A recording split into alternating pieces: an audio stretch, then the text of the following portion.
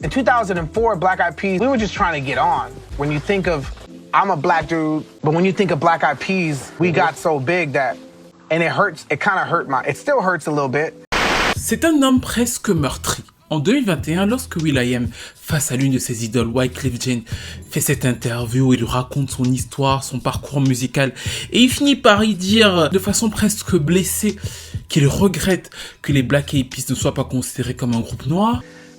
Like, we're not considered a black group because we got that big. And when you think of Black Eyed Peas, you don't think of, it's no longer like urban or black culture, which is not good for the black community. Ça va créer un tollé sur la toile, des débats à la radio américaine, des interviews à la télé américaine, des remises en cause, de la violence d'anciens membres. That Black Eyed Peas is not looked at as a black group because we've had international success, and that should be credited to the black community. But that's just a thing that we suffer from all the time. Like when you think of jazz, you no longer think of black anymore. When you think of rock and roll, you don't think of black anymore. I don't know why we have that.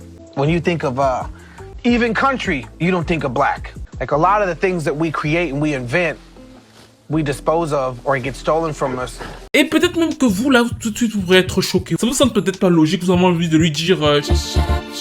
Et pourtant, dans un sens, le sens apparent que lui donne will.i.am, ça l'est. Et ça nous fait revenir sur l'un des points clés qui parcourt cette formation, peut-être encore plus que les autres, le concept même de la trahison.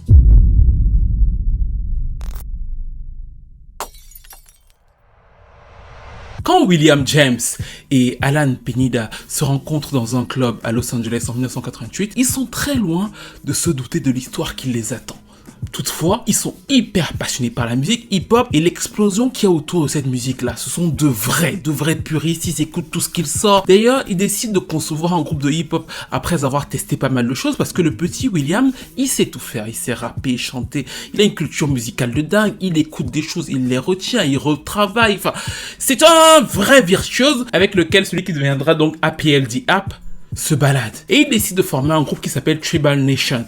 Ils aiment le message positif qu'il y a dans le hip-hop à l'époque et ils commencent à démarcher les petites maisons de disques de hip-hop justement pour pouvoir avoir accès à un label. Ils finissent par rencontrer d'autres garçons, 3 d'entre eux, et par signer chez Eazy-E, pas des moindres à l'époque, sur son label Ruthless Records. Et il se dit, putain, il y a vraiment quelque chose à faire. On les renomme, ça devient le Hatband Clan. Et ils sortent un premier single en 94.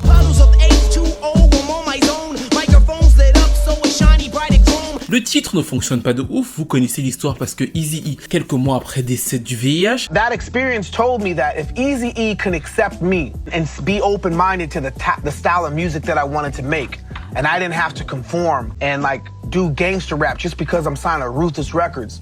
Yeah. And he's from the hood and an architect of like gangster rap music, I don't have to change for anybody.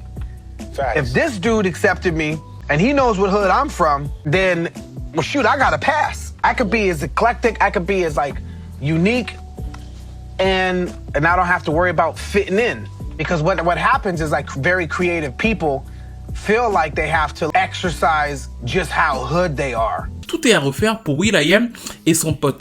Et il ne se décourage pas. En 95, il tombe sur l'autre membre qui va s'appeler Taboo. Et il décide donc de devenir les Black Eyed Pods. Black Eyed Pods, c'est le premier nom qu'ils adoptent en commençant à démarcher des labels. Et progressivement, ils deviennent les Black Eyed Peas. Dans le même temps, il rencontre une jeune dame qui s'appelle Kim Hill. Il la trouve plutôt sympathique. Et will.i.am lui dit, franchement, on est en train d'enregistrer notre premier album. On peut avoir un deal avec un gros label qui s'appelle Interscope. Est-ce que ça te dirait de te joindre à l'aventure? Kim se dit, pourquoi pas? Elle est un peu plus âgée qu'eux, mais le courant passe, elle commence à faire quelques sessions live avec eux, et elle pose donc sur quelques chansons, 3 exactement, du premier album de Black Eyed Peas, qui sort en 98 et qui s'appelle Behind the Front.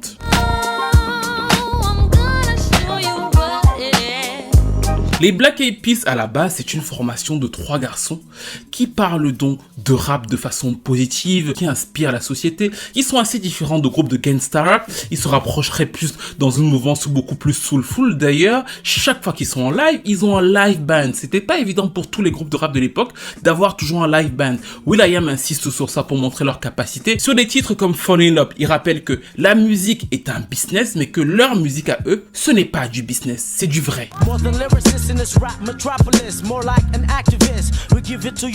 Sur des titres comme Positivity, ils expliquent que la vie est difficile quand on vient de quartier, effectivement difficile quand on n'a pas d'argent, mais il faut positiver, il faut y aller.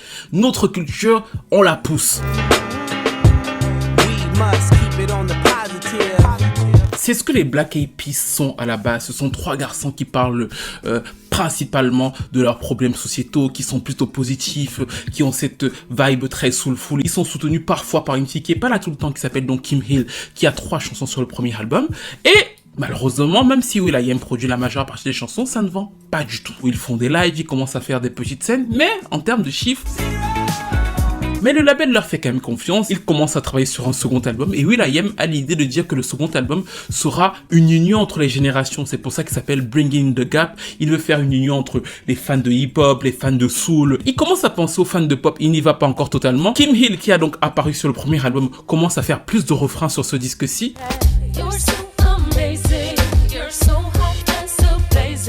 Et là encore, même s'il va y avoir le single Weekends avec le fameux sample pop et chanté par Estero,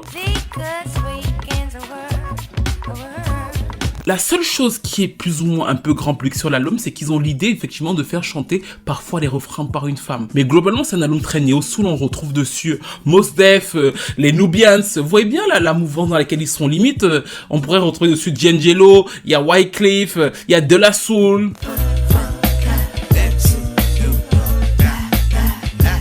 C'est une ambiance clairement très puriste, très fan de rap. Du coup, ça vend un peu mieux que le premier album, mais ça vend pas. Et c'est là que des DA de Black Eyed Peas réfléchissent en leur disant, franchement les gars, c'est bien beau tout ce que vous prenez, mais franchement, à la fin de la journée, on rentre pas dans nos fonds en fait. Il y a une petite émulation, on fait des scènes et tout, mais encore une fois, zéro. Et ils vont donc directement vers la fille en lui disant, Hakim, c'est vrai que t'es un peu plus âgé que les gars et tout, mais on trouve que tu devrais être un peu plus sexy.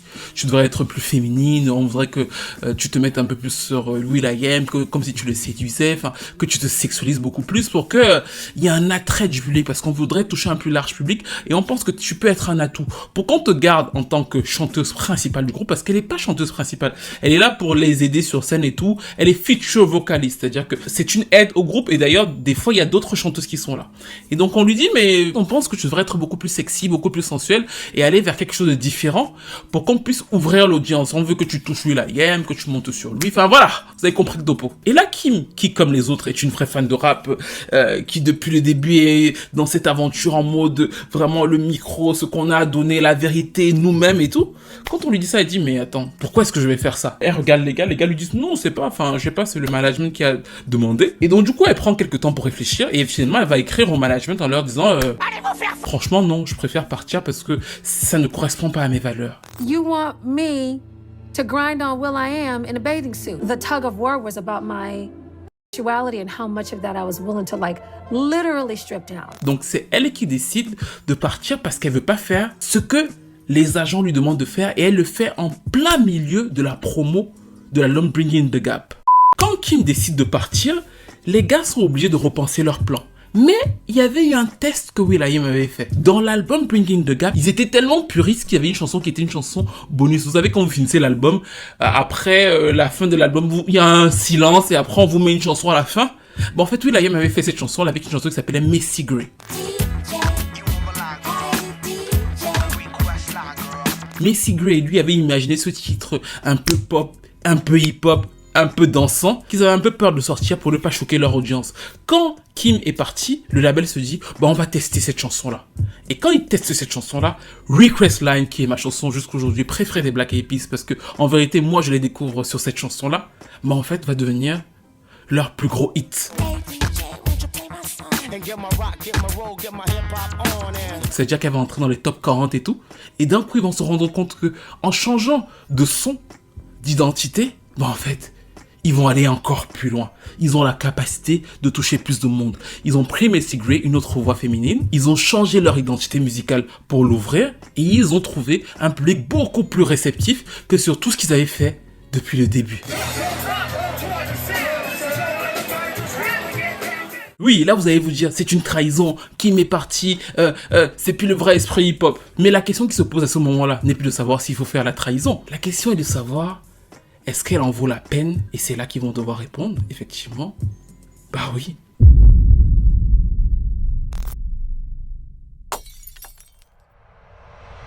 En réalité, ce serait maladroit, ou alors pas très honnête de dire que ça a été une décision facile pour les Black Eyed Peas. Au contraire, ils ont longtemps refusé la demande d'Interscope de faire un son plus pop. Ils disaient qu'ils voulaient pas perdre leur fanbase. Et du coup, un jour, Ron Fair, le directeur artistique de Interscope, finit par leur dire, les gars, moi je veux bien que vous voulez pas perdre votre fanbase, mais vous savez le public sac à dos.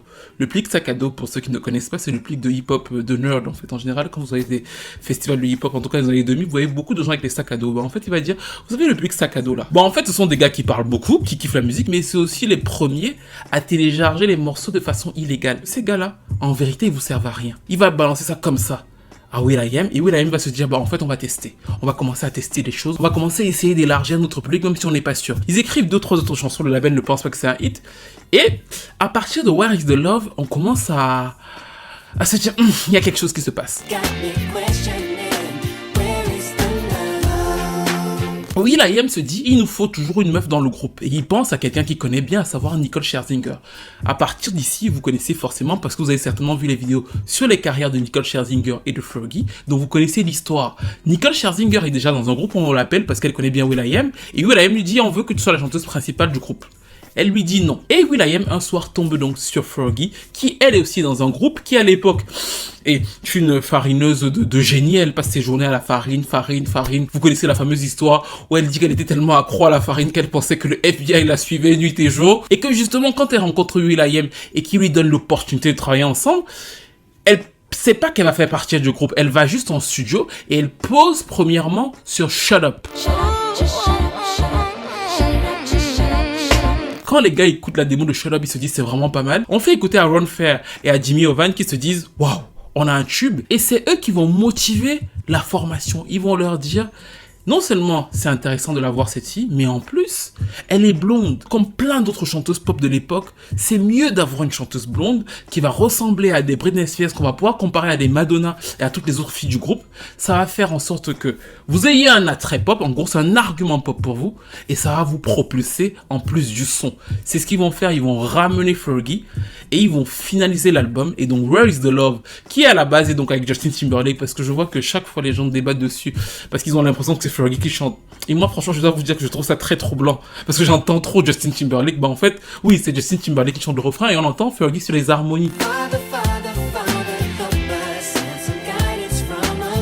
Interscope avait sorti l'artillerie lourde, en se disant que on pousse notre groupe sur la scène pop. C'était pas possible que ce ne soit que Fergie. On prenait une star qui était aussi très populaire, Justin Timberlake, pour être sûr que la chanson touche le maximum de monde, ce qui va être fait.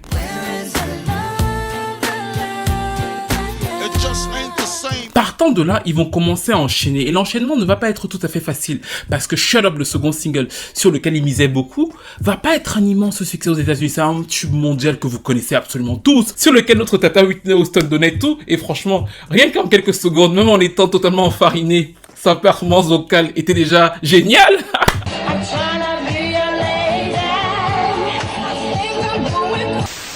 Et je pense toujours que Shut Up ne marche pas totalement aux États-Unis parce qu'ils n'ont pas encore totalement intégré le fait que les Black Eyed Peas soient finalement devenus cette espèce de groupe pop mainstream. Il y a une espèce de cheminement à faire pour eux. Et c'est pas très grave parce qu'on sait que sur l'album, il y a d'autres chansons comme Hey Mama. Et justement, en transition vers un son beaucoup plus pop. Et bien sûr, l'autre tube de l'album qui va s'appeler Let's Get the Party Started. Qui sera repris d'ailleurs par la NBA et qui va totalement les s'alimenter parce que l'album Elephunk va faire plus de 8 millions d'exemplaires dans le monde. Ils vont passer d'un album qui s'était vendu à moins de 200 000 exemplaires et 3 ans après devenir des superstars mondiales. Avec un point fort pour will.i.am, c'est qu'il produit quasiment seul tous les morceaux de l'album, donc il devient aussi un producteur de renom. Toutefois, la crainte des garçons du début s'avère être vraie. Si l'album est un succès commercial, ils sont détestés par leur première fanbase. Fergie, vous le savez, est haïe sur les forums de l'époque. Elle est même tellement troublée de recevoir autant de haine. When I first joined the Black Eyed Peas, I was so excited. It was like, boom, where's the love hit? And it was like, Who is this terrible person that is joining the Black Eyed Peas? She's ruining it. She is awful. Parce qu'effectivement, même si les premiers acheteurs, les premiers fans de Black Eyed Peas étaient pas si nombreux que ça, bah en fait les fans de sac à dos là, ils tenaient quand même à leur groupe, à leur identité, à ce qui fait de la vérité de ce groupe là, de leur live et tout, du côté où c'était quelque chose de précieux pour eux. Et les voir devenir super mainstream avec la représentation de Fergie qui devient l'élément pop en fait. Fergie devient le ciment que le groupe est passé à un nouveau stade de leur carrière musicale, bah en fait, elle reçoit énormément de haine et ils se disent que pour pallier à ça, il faut pas totalement perdre cette audience-là. C'est pour ça que quand ils reviennent en 2005, ils ouvrent quand même avec un titre qui est assez hip-hop. Don't Funk With My Heart. Quand vous écoutez la structure, on retrouve quand même quelque chose de très hip-hop avec un refrain beaucoup plus pop porté par Fergie. Mais il lance ce second album avec Fergie et ce quatrième album en général avec un titre qui est quand même un peu plus racine entre parenthèses que les singles de l'album précédent et malgré tout il a un certain écho. C'est pas un immense tube dans le monde mais il se place notamment très bien aux États-Unis et ensuite donc ils enchaînent sur quelque chose de plus grand public qui est la fameuse ballade Don't Lie.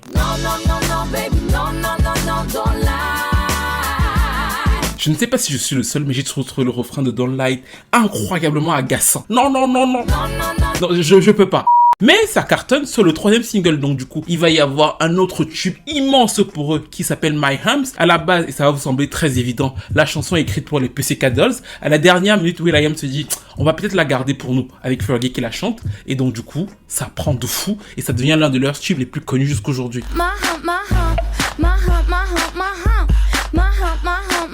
L'album Monkey Business est un succès. Selon moi, il a quand même une vibe un peu plus soul dans les influences que le premier. Sur le dernier extrait, on a aussi ce mélange de rock et de rap qui est Pump It, qui sera aussi un autre succès.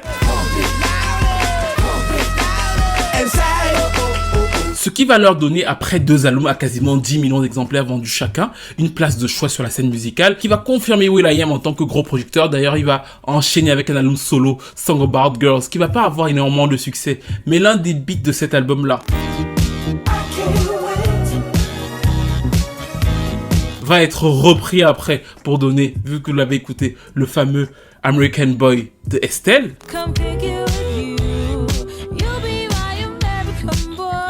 L'album de Fergie qui va sortir dans le même temps et qui est principalement aussi produite par will.i.am est un succès. Et donc là, en 2008, ils se disent que la trahison a été assumée et a plutôt été une réussite. Ils n'ont pas non plus totalement aliéné le public sac à dos. Et même s'ils l'ont fait, bah c'est tant pis. Ils sont devenus le premier groupe sur la planète. Pourquoi ne pas continuer dans le fait d'assumer totalement qu'ils sont un groupe pop de premier plan et qu'ils doivent s'adapter au son du moment, quel qu'il soit. C'est la décision que will.i.am, parce que c'est will.i.am qui prend les décisions et ça grince souvent des dents, c'est-à-dire que les autres sont pas toujours totalement en phase avec lui, mais comme c'est lui qui produit, bah en fait c'est lui qui fait les chansons, bah c'est soit vous voulez pas, et vous savez que vous pourrez prendre la porte de sortie. Donc du coup en général on lui dit bon merci Grand Manitou, et le Grand Manitou donc décide à partir de 2008 qu'ils vont faire un album beaucoup plus électro qui va s'appeler The Energy Never Ends, parce que l'électro était en train de prendre de plus en plus avec Timbaland, Justin Timberlake, Lady Gaga et les Black Eyed Peas quand ils vont arriver avec Boom Boom Pow.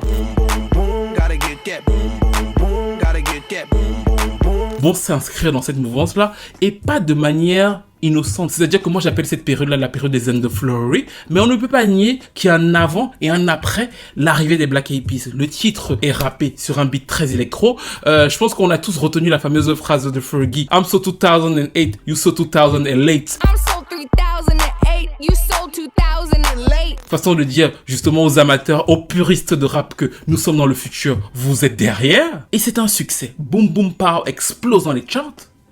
Même si dans un sens, il est vécu une nouvelle fois comme une trahison.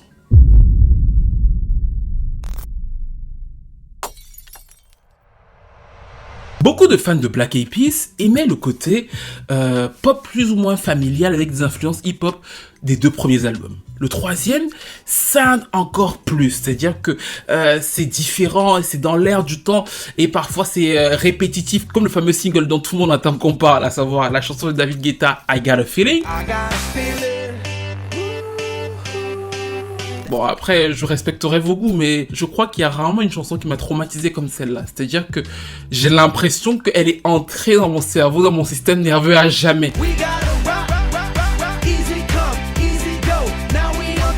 c'est son efficacité, on est d'accord. Mais en même temps, c'était quand même beaucoup moins onctueux musicalement que ce qu'ils avaient fait précédemment. C'est beaucoup plus rentre dedans parce qu'on est dans une ère qui rentre dedans. Et donc de fait, même si on a des chansons comme Beat Me Halfway, il gagne un public, c'est certain, vu que l'album s'écoule à plus de 10 millions d'exemplaires avec d'autres chansons comme I'm a Bee.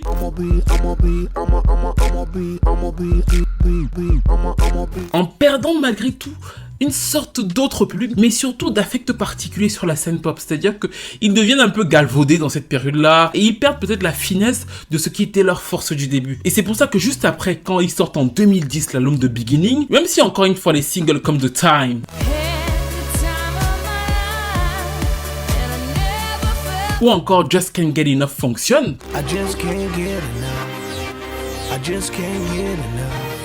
il y a quelque chose dont on se rend très vite compte, c'est la chute de leur vente d'albums. C'est-à-dire qu'ils étaient très stables sur les 3 premiers, 10 millions, 11 millions même sur The End, et sur le 4e, en continuant dans cette vibe électro-là, en fait on voit qu'une grosse partie de leur fanbase s'effrite, parce que c'est moins ce qu'ils recherchaient, c'est moins une pop huilée, qu'ils estimaient plus familiale, c'est plus rentre dedans, et donc de fait, très rapidement, en moins d'un an, parce que ça se fait en moins d'un an, on voit l'érosion, on voit déjà les effets de The End sur leur qualité discographique. C'est-à-dire que les gens sont capables donc du coup à ce moment-là d'écouter Black Eyed Peas à la radio, mais plus d'acheter un de leurs albums comme ils le faisaient un an avant. Vous pourriez dire que les premiers effets de cette 3e trahison se font sentir, mais en même temps il y a une lassitude au sein de la formation. Fergie est souvent un peu difficile à vivre pour certains des membres. Il se trouve que son addiction à la farine est souvent revenue, elle a souvent été difficile à gérer pendant les tournées. Les 3 autres sont beaucoup plus proches parce qu'ils se connaissent aussi depuis beaucoup plus longtemps, et à partir de là ils ont tous envie de s'éloigner pour refaire des projets solo. Ce qui va être fait, will.i.am va essayer de sortir un nouvel album, il va produire pour pas mal d'artistes, notamment le titre de Britney Spears qu'elle ne chante pas totalement elle-même.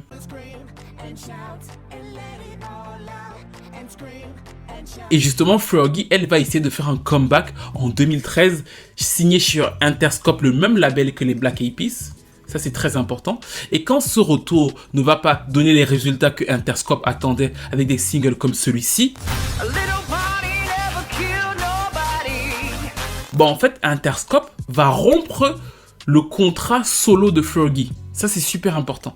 Interscope décide que, en fait, Fergie ne nous rapporte plus d'argent, c'est bon, toi, on te met à la porte, mais il garde la marque principale, qui est la marque Black Eyed Peas. Donc, les Black Eyed Peas sont toujours signés chez Interscope, mais Interscope n'est plus en lien avec Fergie, qui, elle, décide de continuer son album solo. Et c'est à partir de là qu'on va commencer à avoir une distorsion. C'est-à-dire qu'on va commencer à voir les Black Eyed Peas revenir sans Fergie. En 2015, ils vont sortir une chanson pour leurs 20 ans de métier sans Fergie.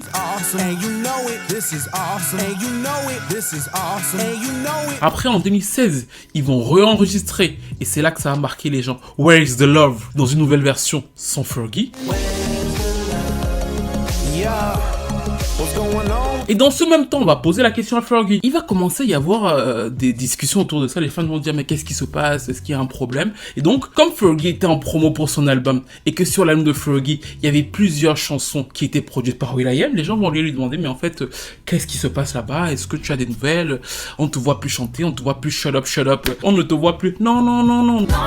Je déteste ces chansons. Mais du coup, on va lui demander pourquoi t'es pas là-bas. Et Fergie va avoir la réponse de dire, oui, j'ai appris que les Black Eyed Peas sont en studio, mais on m'a pas appelé, les garçons sont en studio, je suis pas au courant en fait. Donc, mais il y a pas de souci, je les aime bien, ils m'aiment bien, mais je suis pas au courant. Finalement, Fergie sort son album en 2017 et il ne va pas du tout fonctionner. Et pendant quelques mois, on n'a plus du tout des nouvelles de Black Eyed Peas jusqu'au début de l'année 2018, quand ils reviennent officiellement. Et ils reviennent officiellement à 3. Le retour des Black Eyed Peas en 2018, le clip arrive et là c'est un clip de vrai hip-hop, ça kick et tout. Et le public des Black Eyed Peas commence à crier trahison, ils le vivent comme une trahison. Pourtant, dans le cerveau de will.i.am, c'est peut-être le move le plus stratégique de toute sa carrière. Nous sommes en 2018, ça veut dire quoi? Ça veut dire que depuis 10 ans, l'électro c'est totalement fini. Et surtout, qu'est-ce qui marche le mieux sur la scène de l'époque? c'est le rap. Et will.i.am se rend compte que, bah, en fait, j'ai fait tout ça, machin, mais les gens, ils savent pas que je suis un passionné de rap. Moi, je suis un vrai, je sais kicker, je sais tout faire, je sais mettre des samples et tout. Moi, j'ai grandi avec de la soul, enfin, tout ce qu'il sait faire là depuis le début. Je dis, mais attends, moi, j'étais avec Eazy-E. Est-ce que les gens ne se rendent pas compte de ce que moi, j'ai comme héritage de hip-hop? Donc, du coup, pour pouvoir revenir sur Black Eyed Peas, il se dit, si je reviens avec Fergie, c'est pas possible vu que Fergie, c'est ma caution pop. Bah, il dégage Fergie en tant que caution pop. Replacing Fergie? What's happening in the future? Journalists do a very good job of distorting reality. Well, give me the reality then. Reality is Black Eyed Peas is Black Eyed Peas. Black Eyed Peas redevient un groupe de hip-hop, donc du coup, il recherche son fameux public de sac à dos pour l'aider, et il propose des chansons qui sont censées plaire au fameux public de sac à dos qu'il avait abandonné 15 ans avant. C'est exactement ça, c'est des titres conscients, avec des vrais messages comme ce Constant.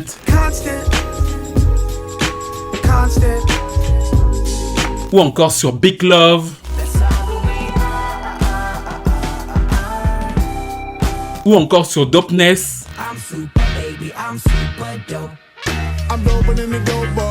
Et il faut bien comprendre que c'est pas un album facile à faire. Interscope est pas d'accord. C'est eux qui se sentent trahis pour le coup. Parce qu'ils disent, attendez.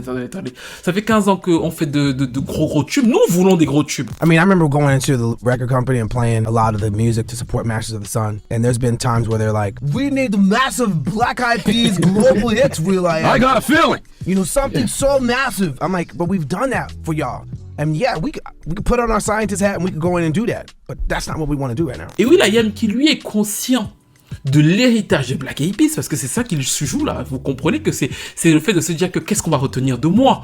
Bah en fait il dit non, on doit faire un album hip-hop, c'est le hip-hop qui marche en ce moment et on doit nous reconnaître en tant que vrai groupe en fait musical. Parce que sinon, on n'a pas grand-chose. Et finalement, il se jette comme ça la tête dans l'eau et le rejet sera glacial. Le dernier album en 2010 avait fait 1 million d'exemplaires. L'album de retour des Black Eyed Peas, sans Fergie, mais surtout pour se réimposer dans une image hip-hop, va faire moins de 1800 ventes en première semaine. Une catastrophe naturelle. C'est-à-dire que c'était un flop comme on en a rarement connu. Oh Seigneur, quelle humiliation, quelle humiliation. C'est une gifle brutale. Mais au-delà des chiffres, c'est sur la symbolique. Je pense que beaucoup d'entre vous qui regardez cette chaîne, vous êtes des fans de hip-hop. Et en fait, ce que will.i.am voit et qui l'effraie et qui le terrorise profondément quand il se rend compte de l'échec de cet album, c'est que le public hip-hop que vous êtes lui dise en fait que nous on en a rien à cirer des Black Eyed Peas. C'est-à-dire qu'il n'y a même pas d'émulation comme avec Will Smith sur son album qui vient de sortir. Il n'y a même pas le côté de curiosité de savoir ce que quelqu'un qui a compté dans le hip-hop peut apporter. Là c'est vraiment un mot de garde tes choses pour toi.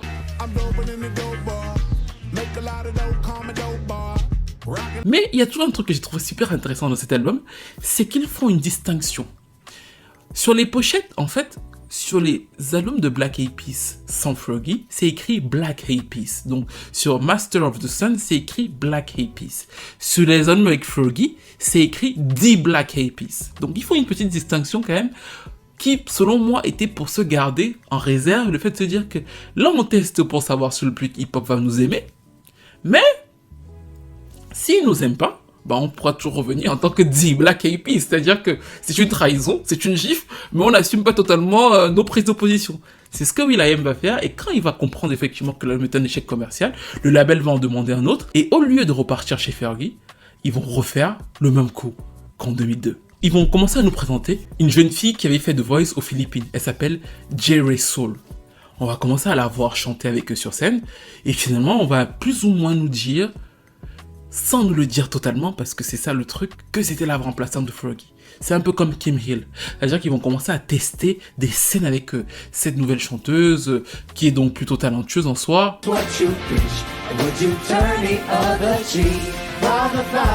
Et ensuite, progressivement, sous la pression des fans, will.i.am va finir par dire que non, Fergie ne reviendra pas dans les Black Eyed Peas, mais elle fait toujours partie de la famille, c'est-à-dire qu'on aime beaucoup Fergie, mais nous, on continue à avancer.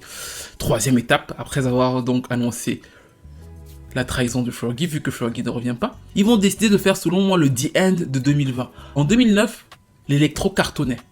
Donc ils ont fait un album pop électro avec des titres un peu plus hip-hop sur le fond de l'album. En 2020, c'est la musique latine qui cartonne. Donc du coup, qu'est-ce que will.i.am fait? Il va voir des producteurs de musique latine, il va voir les artistes de musique latine, il fait un album qui s'appelle Translation, et en fait l'album est très très fortement inspiré par la musique latino, parce qu'en plus là-bas il y a beaucoup de streams. Il se dit bon, autant miser sur eux, et c'est comme ça qu'on va retrouver des singles comme Rico,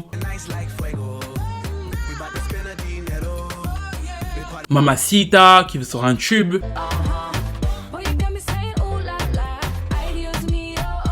Girl Like Me avec Shakira.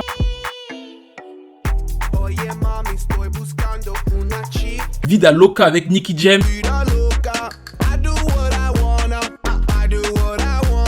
Pour moi, c'est le pire album de Black Eyed Peas. C'est-à-dire qu'on voit à quel point will.i.am est aux abois parce qu'il produit encore une fois la majeure partie des titres. Et bien sûr, c'est quelqu'un d'extrêmement talentueux, mais il fait quelque chose dans cet album-là qui est limite putassier, j'ai envie de dire.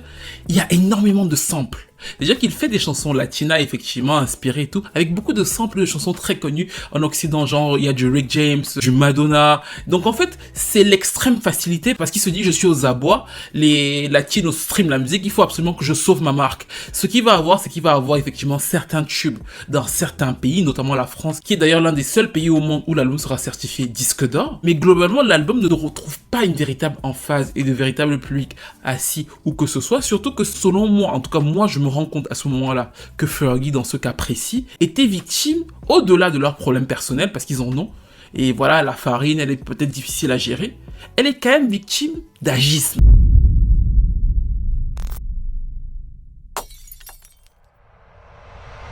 À la base, l'idée de will.i.am était de dire les Black Eyed Peas, c'est juste nous trois, nous sommes un groupe de rap à la base, ce qui est vrai, et voilà. Et quand on ramène Fergie, c'est un groupe pop, mais notre essence, ce qu'on est à la base, c'est un groupe de hip-hop et on devrait être respecté comme tel. C'est aussi pour ça qu'il dit que les Noirs ne respectent pas ce groupe et que ça lui fait du mal.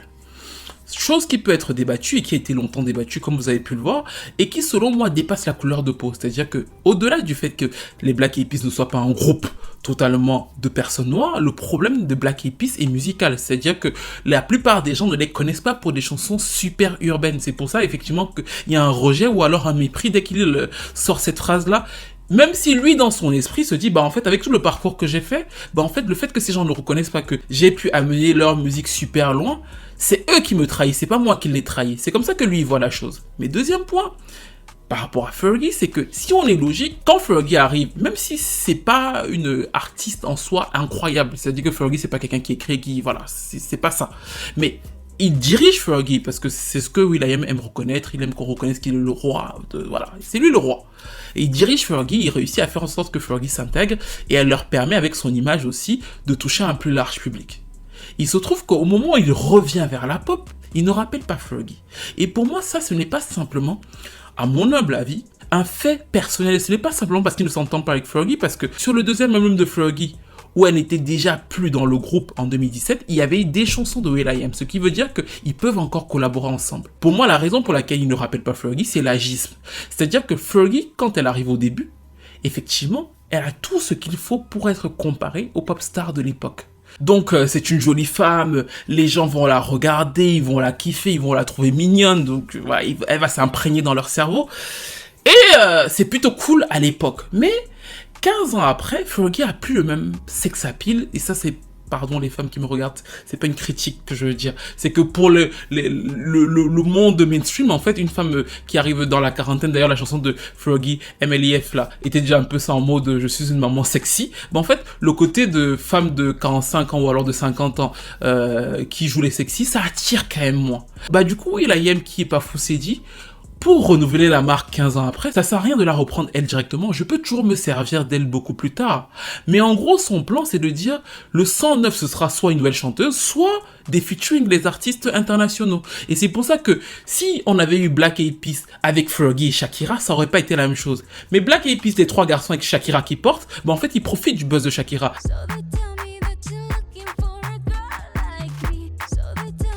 Avec Nicky Jam, avec n'importe quel artiste international, c'est un plan qui peut sembler diabolique et un peu malsain par rapport à Fergie, mais en soi, dans son idée à lui, c'est un plan beaucoup plus simple que d'avoir Fergie en principal argument pop. Ce qu'il perd, et je pense qu'il était conscient de le perdre malgré tout, c'est la nostalgie de ce que Fergie était. C'est-à-dire que peut-être que certains d'entre vous, elle représente une partie de votre enfance, le groupe avec elle en tout cas a marqué votre vie, donc du coup vous aimeriez la revoir avec eux. Mais dans le même temps, le fait de se dire que avoir cette nouvelle Jerry Soul qui a la vingtaine plus jeune autour d'eux, c'est une façon de renouveler les gens qui vont penser comme nous on a pensé de Fergie en fait. C'est une façon de se dire que peut-être qu'un petit là de 15 ans, il va regarder Jerry Soule, il va se dire oh elle est trop cool, elle est trop fraîche et tout et tout et tout et tout. Et il va commencer à suivre les Black Eyed Peas et eux les garçons, bah en fait, ils seront portés par l'image beaucoup plus fraîche de cette fille-là sans totalement non plus, parce qu'ils ne le feront pas totalement, la coller au groupe, mais en étant un argument marketing qui peuvent ajouter un peu comme sur des titres comme Double G's.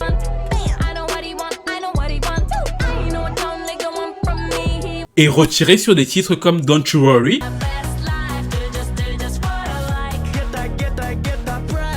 Avec Shakira qui est sur leur dernier album Elevation.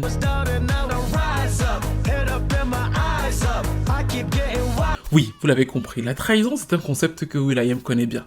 Mais je n'arrive pas à savoir si c'est parce que will.i.am est un traître ou si c'est parce que quand on connaît très bien l'industrie musicale, on est forcé d'être un peu un traître. Dans tous les cas, l'album Elevation a floppé et ils souffrent de ce problème qui est véritable, c'est que autant leur tube avec Fergie était identifié en tant que le Black Eyed Peas, autant s'ils ont des tubes streaming, peut-être que certains d'entre vous les ont entendus ou vus passer, parce qu'ils en ont eu des tubes quand même récemment, Mamacita ou encore Don't You Worry, c'est des chansons qui ont marché. Mais factuellement, ce n'est plus identifié Black Eyed Peas parce qu'il n'y a plus du tout cette image de marque. Mais dans le même temps, et c'est là où le truc est tricky, est-ce que s'ils avaient gardé Fergie, refait la même chanson, ils auraient eu le même succès? Certainement pas. On peut être honnête en se disant que ça n'aurait pas forcément mieux marché avec Fergie, ils auraient peut-être encore mieux floppé, même si effectivement il y aurait eu peut-être un socle de fans plus nostalgique de voir ce que ça aurait donné. Donc c'est là où le dilemme se fait, et c'est là où la formule de trahison est finalement difficile à identifier, surtout que moi je suis assez certain que Fergie reviendra. Et c'est un peu malsain parce qu'elle reviendra au moment où il aura besoin d'elle spécifiquement, peut-être pour une tournée, pour un album spécifique, pour un peut-être retour aux années 2000, peut-être que le prochain album ce sera spécifique sur cette nostalgie-là, et il va se dire bah il faut que je ressorte l'argument Fergie pour ce moment-là, et après je vais ressortir encore autre chose, peut-être que dans 10 ans, il trouvera encore une plus jeune femme qui les portera, et ils resteront du coup les Black Eyed Peas derrière, même s'il y a des soupçons d'agisme, selon moi dans ce cas précis, évident, vu que nous arrivons à la fin de cette analyse sur ce groupe qui a marqué l'histoire des années 2000. People feel like they have to exercise just how hood they are. When there's so many different colors and different shades of blacks in the hood. There's a church guy in the hood, there's the athlete in the hood, there's the intellectual in the hood, there's the eclectic person in the hood, there's the mama's boy in the hood, and then there's the gangster in the hood. But America tells everybody that the gangster is what we all should try to be. Dites-moi donc ce que vous pensez des Black Eyed Peas, de leur carrière, de leur évolution, en prenant tout le recul et tous les angles possibles. Parce que par exemple, dans l'affaire de Kim Hill, faut jamais oublier que c'est elle qui décide de partir.